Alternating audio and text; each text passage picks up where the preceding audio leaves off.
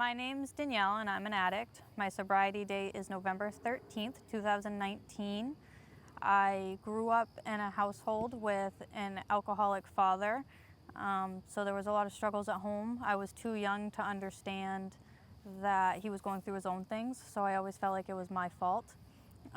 What I did know was that he expressed himself with anger, and I learned at a young age to figure out if it was one of those days where I had to go up and hide in my room or if it was safe to hang out downstairs, and everyone in the house did their best to appease him and make sure that he was happy, and his needs definitely came first, and we fell underneath all of that. So I learned pretty quickly to put other people's needs first, to shut down my emotions and not express them because things got explosive if we did.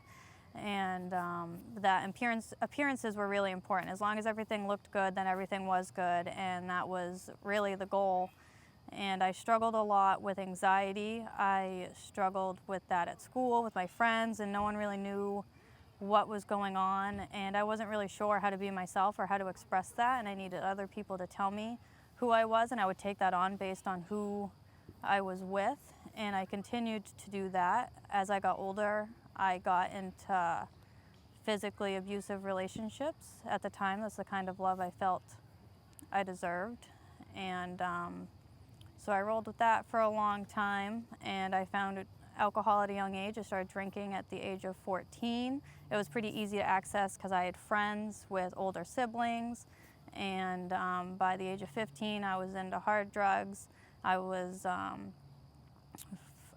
was the first time I felt calm. It was the first time I felt like my mind was just at ease and like I could breathe and I could be myself, and I wasn't concerned with other people's opinions of me anymore, and I felt like I had really found myself. And for a long time, I didn't see that as a problem, and I enjoyed how that was going until it wasn't fun anymore. By the age of 20, I found heroin, and that took me down pretty quickly. For a long time, I had a job, I had an apartment, I had my own vehicle, I was paying all my bills, so I didn't feel like I had a problem or that it was an issue. I didn't understand that all of the chaos coming in, that I played a part in it. I couldn't take accountability for any of my actions. I always pointed the finger at everyone else. I hung out with people I felt were worse than me and always said I would never do that, or I'm not as bad as them, so I'm fine. And at the age of 23, I had a son, and dragged him along in that mess for a long time. And things spiraled quickly. My last run, I reached a point where I stole from work, so I got fired from there. I stole from my family. I stole from my best friend who was trying to help me. DCYF got involved, and they took my son to keep him safe. I didn't understand that at the time, but I do now. And I ended up homeless because I wasn't paying rent. I was living in my Jeep. And, I just reached a point where I had no idea who I was and had really fallen apart. And I remember one night I just broke down and prayed because I didn't know what else to do. And I prayed that I wouldn't be homeless for the winter because I was really afraid of that. And the next day I got arrested. And, I really believed that my prayers were answered, but at the time, again, that's not how I felt. It took me a couple months of being in jail to realize that my prayers had been answered, and I was like, that is definitely not what I meant. But I decided I wanted to utilize that time. I didn't want it to go to waste. So I went into the TC program, and it's a 3-month program. I did it for 6 months. After I graduated, I got to stay and mentor other people, and that was my first time in any sort of rehab, and it taught me a lot about myself, and it was the first time I could really see that I played a part in things, that I was hurting other people, and that I really wanted to make a change. So I put a lot of work in, because the work you put in is what you're going to get out.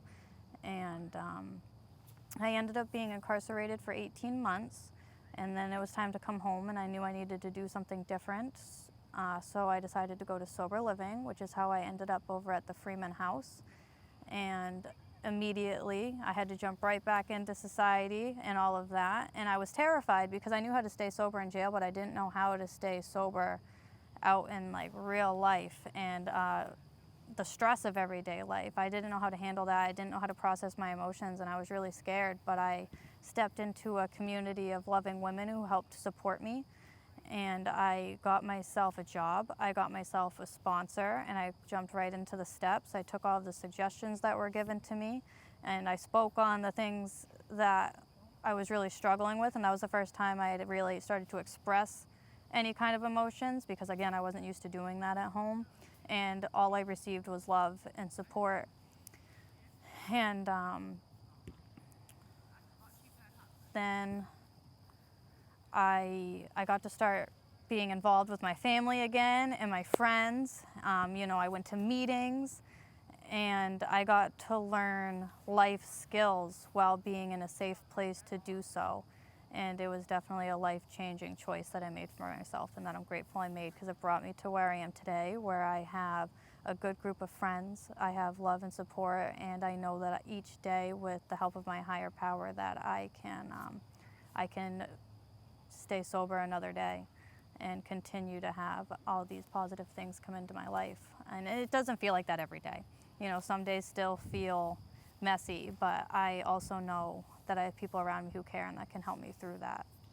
So the Freeman House, to me, it was a safe place for me to plant my feet as I was trying to learn how to navigate life in sobriety.